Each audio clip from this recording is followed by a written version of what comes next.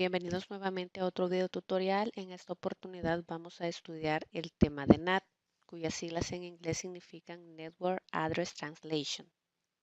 Algo muy importante a tener en cuenta cuando utilizamos NAT es saber identificar cuáles son las direcciones de Internet públicas y las direcciones IP privadas. Todas las direcciones de Internet pública deben registrarse en un registro de Internet regional, mejor conocido como RIR, Regional Internet Registries. Todas las organizaciones pueden arrendar direcciones públicas a través de un ICP, pero solo el titular registrado de esta dirección IP pública puede asignar esa dirección a un dispositivo de red. Aquí podemos ver que las direcciones públicas de Internet son reguladas por 5 registros americanos de números de Internet. Vemos ahí ARIN, RIP, APNIP, LACNIT y AFRINIT.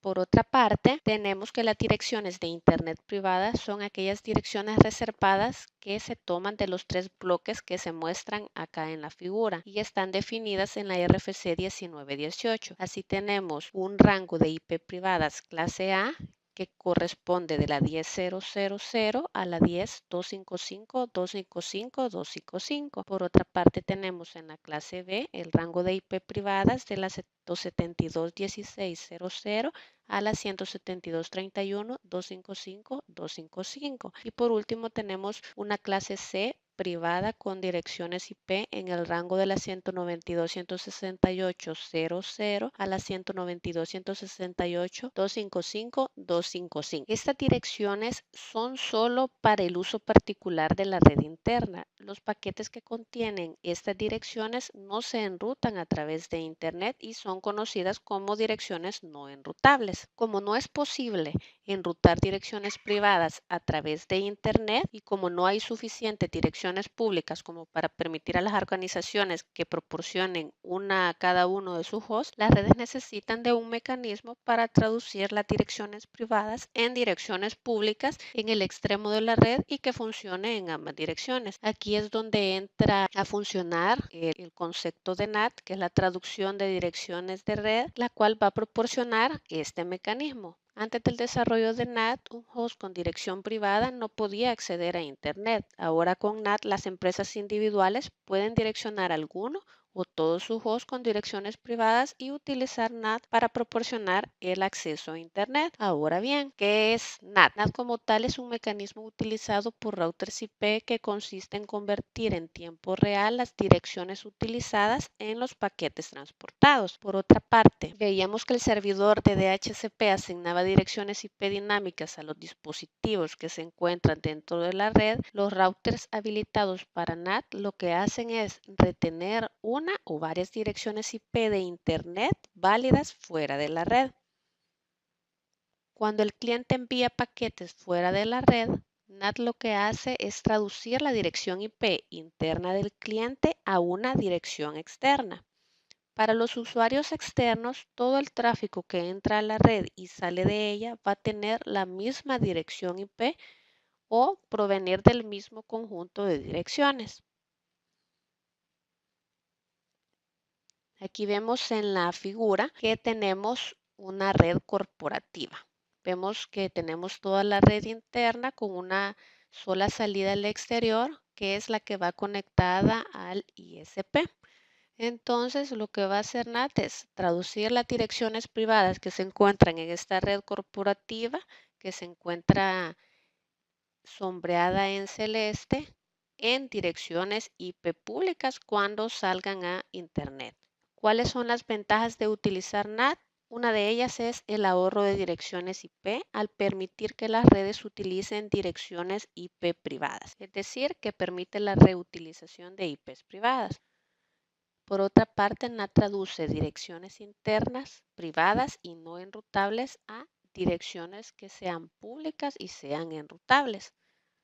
Por otra parte, agrega un nivel de privacidad y seguridad a una red porque oculta las direcciones IP internas de las redes externas, con lo cual evita que los hackers o intrusos conozcan el direccionamiento interno de una red. Ahora bien, según la terminología de NAT, la red interna es el conjunto de redes que están sujetas a la traducción y la red externa se va a referir a todas las otras redes.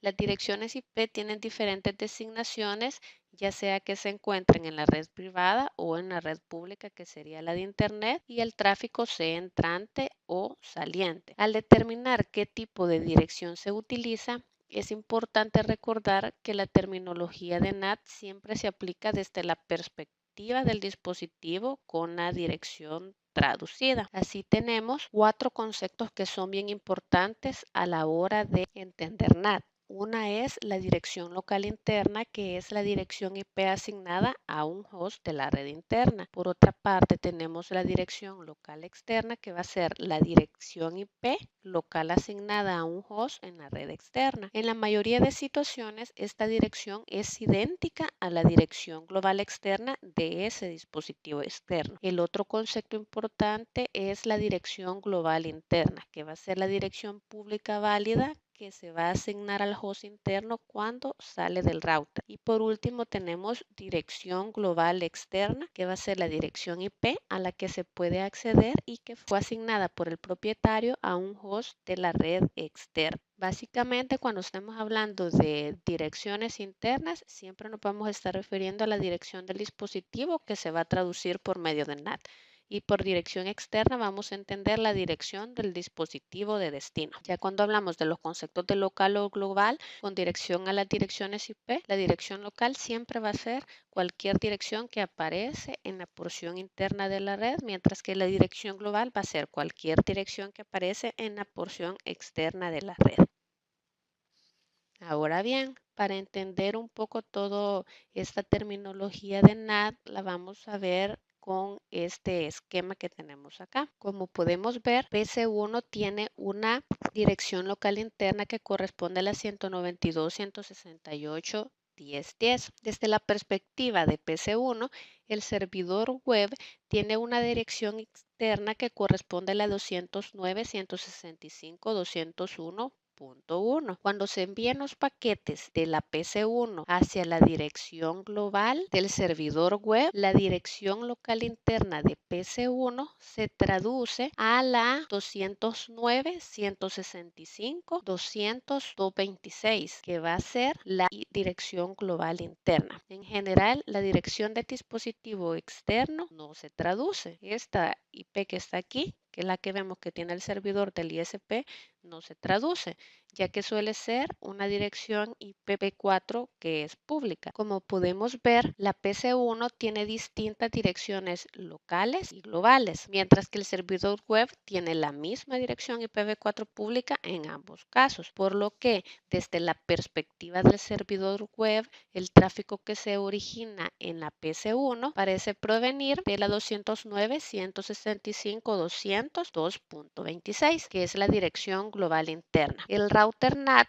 que vemos acá, que es el R2 aquí en la ilustración, va a ser el punto de demarcación de las redes internas con las redes externas, así como entre las direcciones que se tienen locales con las direcciones globales. Y como mirábamos en los conceptos anteriores, la dirección local externa siempre va a ser la misma que la dirección global externa. Aquí vemos que corresponde a la 209.165.201.1 y la que va a variar ya va a ser la local interna, que va a ser la que tenemos en nuestra red, y la global interna, que va a ser la red que hemos asignado para que sea traducida cuando salga hacia el exterior, es decir, hacia Internet. Ahora bien, vamos a pasar a ver los diferentes tipos de NAT. Vemos que hay dos tipos de traducción NAT. Tenemos NAT estáticas y NAT dinámicas.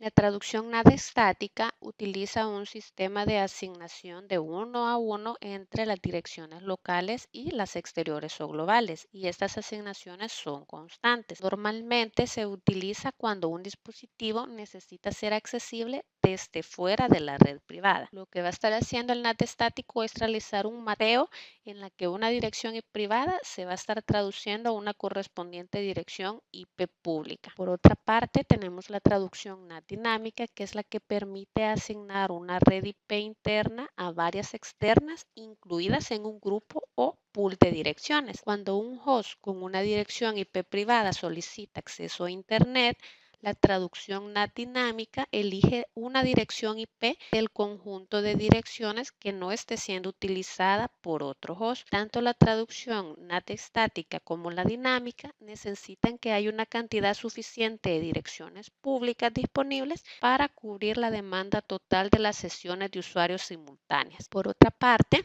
tenemos la sobrecarga de NAT, mejor conocida como PAT, que es el Port Address Translation, el cual es una forma de NAT dinámica que asigna varias direcciones IP internas a una sola externa. PAT utiliza los números de puerto origen únicos en la dirección global interna para poder distinguir entre las diferentes traducciones. Así tenemos en nuestra red interna, tenemos dos hosts, la 10.1.1.10 y la 10.1.1.11, y en la red externa tenemos una PC que está del lado de internet con una IP 555. Entonces, en la tabla PAT lo que vamos a estar viendo es en la Inside Local Address las IPs que van a corresponder a los hosts que tenemos dentro de nuestra red interna, que son la 10.1.1.10 y la 10.1.1.11, a los cuales le asignan unos puertos, en este caso la 30.001 y la 40.003. Y por el lado del Inside Global Address vamos a tener la IP con la cual se va a estar haciendo la traducción NAT de estas IPs. Y si se fijan, vamos a tener para la 10.1.1.10 y la 10.1.1.11 la misma dirección NAT a utilizar cuando ésta salga a internet, y va a corresponder a la 209.165.201.1. Lo que va a variar es el número de puerto. Va a estar asignando un puerto único para cada dirección NAT que provenga de nuestra compañía interna. Y en nuestra Site Global Address siempre va a estar viendo la 555, tanto del host que viene de la 10.1.1.10 como del que viene de la 10.1.1.11. Y lo que va a variar es el puerto de servicio. En este caso le manda el puerto 80 HTTP y en el otro le manda el puerto 25. Ahora bien, vamos a revisar la configuración NAT estática. ¿Cuál es la configuración requerida para poder aplicar NAT estática? Vemos que los comandos que necesitamos es el primero, IPNAT Inside Source Static, se pone la local IP y la global IP. Este comando lo que va a estar haciendo es establecer una traducción estática entre una dirección local interna y una dirección global interna. Por otra parte, lo que necesitamos hacer es especificar la interfaz interna. Una vez que la identifiquemos, le aplicamos el IPNAT Inside. Posteriormente, damos el comando exit para salir de la configuración y procedemos a aplicar el IPNAT Outside a la interfaz externa. Algo bien importante es que si queremos eliminar la traducción estática de origen, únicamente tenemos que poner el comando no IPNAT Inside Source. Y ya con esto eliminamos la traducción estática de origen. A continuación vemos un ejemplo de cómo se vería la configuración de NAT estática dentro de una red. En este caso, en la red interna tenemos el servidor con IP 192.168.10.254 y tenemos la salida a internet por medio de la interfaz serial del router 2. Entonces, lo que queremos hacer es que cuando este IP del servidor quiera salir a internet, sea vista con una IP diferente a la IP privada que tenemos en nuestra red interna. Por tanto, aplicando la configuración que veíamos en la diapositiva anterior, sería con el comando IPNAT Inside Source Static, ponemos la dirección origen de nuestra red interna, que sería la del servidor 192.168.10.254, y a continuación se pone la IP global externa, que es con la que se estarían haciendo las traducciones cuando salga a la red exterior. En este caso hemos elegido la 209.165.200.254. Posteriormente lo que hacemos es elegir las interfaces donde vamos a aplicar esta NAT. La aplicamos en la interfaz serial 000 con el comando IPNAT Inside porque viene de nuestro servidor hacia la entrada a la interfaz 000 del router. Y por otra parte elegimos la serial 010, que va a ser de salida hacia Internet. Entonces ahí aplicamos el comando ipNAT outside. Y con esta configuración vemos que la 192.168.10.254 siempre se traducirá a 209.165.200.254. Ahora bien, vamos a revisar la configuración que se necesita para configurar una NAT dinámica. Lo primero que se tiene que hacer es crear un NAT pool. Con el comando ipNAT pool name ponemos una dirección IP donde va a iniciar y se establece una dirección IP de finalización. Y ahí se pone netmask y el prefix length que puede tener este pool. Posteriormente se define una lista de acceso estándar que permita las direcciones que se deben de traducir. Esto se hace con el comando access list. Se pone un número identificativo de la ACL y posteriormente se le pone permit a una source específica con su wildcard. De ahí lo que se hace es establecer la traducción dinámica de origen. Para hacerlo, se tiene que especificar la lista de acceso definida en el paso anterior. Y esto se hace con el comando ipNAT insize. De ahí se pone source list y el número de la ACL que creamos anteriormente asignada al pool name que creamos en el paso 1. Posteriormente, ya nos queda especificar tanto la interfaz interna para aplicar el ipNAT inside como la interfaz externa para aplicarle el ipNAT outside. Y si quisiéramos eliminar el conjunto de direcciones globales que acabamos de crear, basta que ingresemos el comando no ipNAT pool y el nombre que le asignamos a ese pool para eliminarlo. Y si queremos eliminar la lista de acceso creada, es con el comando global no access list y el número de la ACL creada. Por otra parte, si queremos eliminar la traducción dinámica de origen, lo ingresamos con el comando global no ipNAT inside source. A continuación vamos a ver un ejemplo de la configuración NAT dinámica.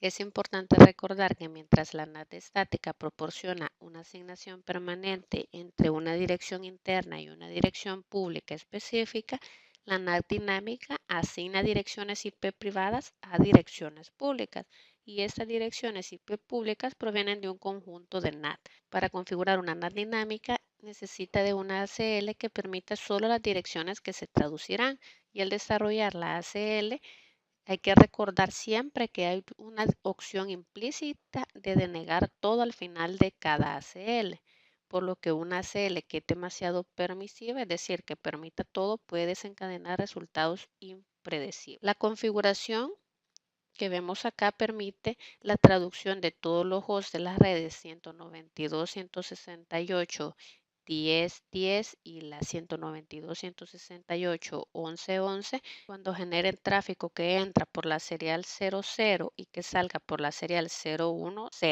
Estos hosts se van a traducir a una dirección disponible del rango 209.165.200.226 a la 209.165.200.240. A continuación vamos a ir viendo detalladamente la configuración que tenemos aquí. Vemos que tenemos el comando ipNATpool con el nombre de NATpool1 apuntando a las direcciones 209.165.200.226 y 209.165.200.240 con un netmask de 255.255.255.224. Lo que estamos haciendo es definir un rango de IP públicas bajo el NATpool que acabamos de crear, que es el NATpool 1. Estas direcciones que tenemos dentro de este pool van a ser las direcciones con las que se van a estar traduciendo las direcciones de la red interna. A continuación, creamos nuestra ACL en el cual vamos a definir cuáles van a ser los hosts o el rango de direcciones IP que se van a natear. En este caso, creemos la Access List 1, permit las direcciones IP. Aquí tenemos la red interna, tenemos el host 192.168.10.10 y el host 192.168.11.11.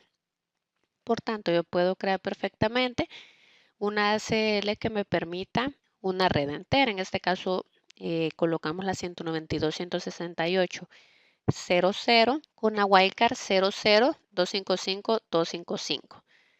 Posteriormente, aplicamos el ipNAT inside source list 1 con un pool que corresponde al pool que acabamos de crear.